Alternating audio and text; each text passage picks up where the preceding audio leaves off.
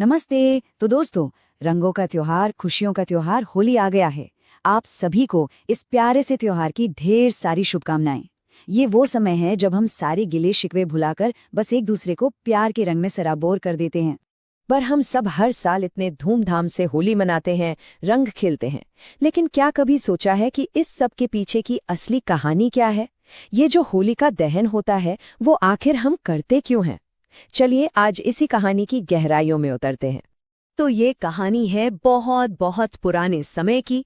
एक असुर राजा था जिसका नाम था हिरण्यकश्यप। और भाई उसका आतंक, उसका खौफ हर तरफ फैला हुआ था।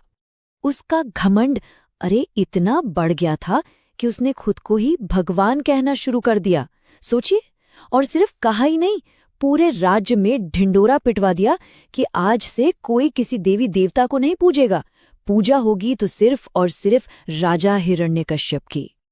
अब कोई सोचेगा कि इतना अहंकार आया कहाँ से? तो भाई उसके पीछे था ब्रह्मा जी से मिला एक ऐसा वरदान जो उसे लगभग अमर बना देता था। देखिए, उसे न कोई इंसान मार सकता था, न कोई जानवर, न दिन में मौत आ सकती थी, न रात में, न घर के अंदर, न बाहर, न धरती पर, न आसमान में, और तो और न किसी अस्त्र से, न किसी शस्त्र से।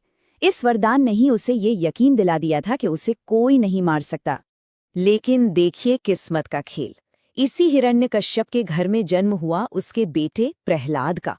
और प्रहलाद अपने पिता से एकदम अलग थे, एक सच्चे निश्चल भक्त।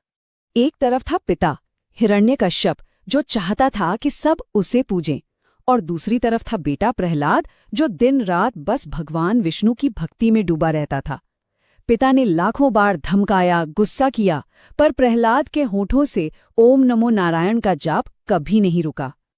अब अपने ही बेटे की यह भक्ति देखकर हिरण्यकश्यप गुस्से से पागल हो गया। उसने प्रहलाद को खत्म करने की क्या क्या कोशिशें नहीं की। कभी ऊंचे पहाड़ से फेंकवा दिया, तो कभी जंगली हाथियों के पैरों तले कुचलवाने की कोशिश की, यहाँ तक कि जहरीले सांपों के बीज भी छोड़ दिया। पर कमाल तो देखिए, हर एक बार भगवान विष्णु की कृपा से प्रहलाद को एक खरोंच तक नहीं आई। जब हिरण्यकश्यप के सारे तरीके फेल हो गए, तो वो हताश होकर अपनी बहन होलिका के पास पहुंचा। और यहीं से कहानी का सबसे बड़ा, सबसे अहम मोड़ शुरू होता है। अब होलिका के पास भी एक खास शक्ति थी। उसे एक ऐसी जादुई शॉल, एक चादर मिली हुई थी जिसे ओढ़कर आग भी उसे जला नहीं सकती थी। और इसी शक्ति का इस्तेमाल करके एक बहुत ही भयानक साजिश रची गई।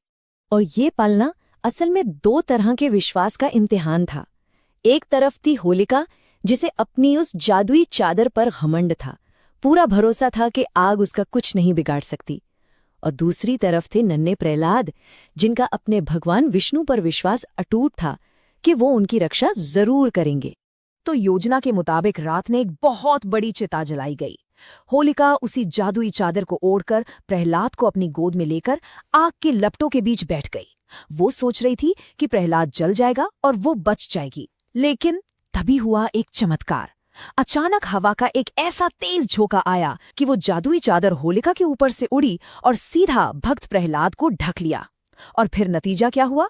जिसने वरदान का गलत इस्तेमाल किया, वो होलिका उसी आग में जलकर राख हो गई, और भगवान का नाम जपते हुए प्रहलाद बिल्कुल सुरक्षित बाहर आ गए।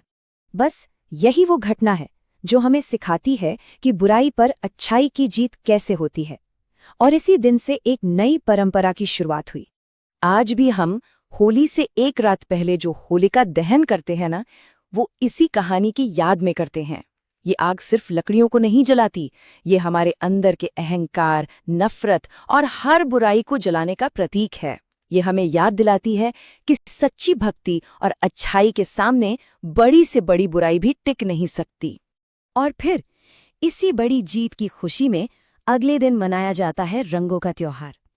ये जो गुलाल हम एक दूसरे को लगाते हैं ना, ये उसी खुशी, उसी जीत और उस नई सुबह का प्रतीक है जो बुराई के खत्म होने के बाद आती है। तो असल में होली का असली मतलब सिर्फ बाहरी रंगों से खेलना नहीं है। इसका गहरा मतलब है अपने अंदर की सारी नफरत, घमंड, इन सबको जलाकर खुद को प्यार, दया और भाईचारे के असली रंगों में रंग लेना। तो चलिए, इस बार जब होलिका जले तो हम सब भी एक पल रुक कर सोचें कि हम अपने अंदर की ऐसी कौन सी एक बुराई है जिसे इस आग में जलाकर एक नई और अच्छी शुरुआत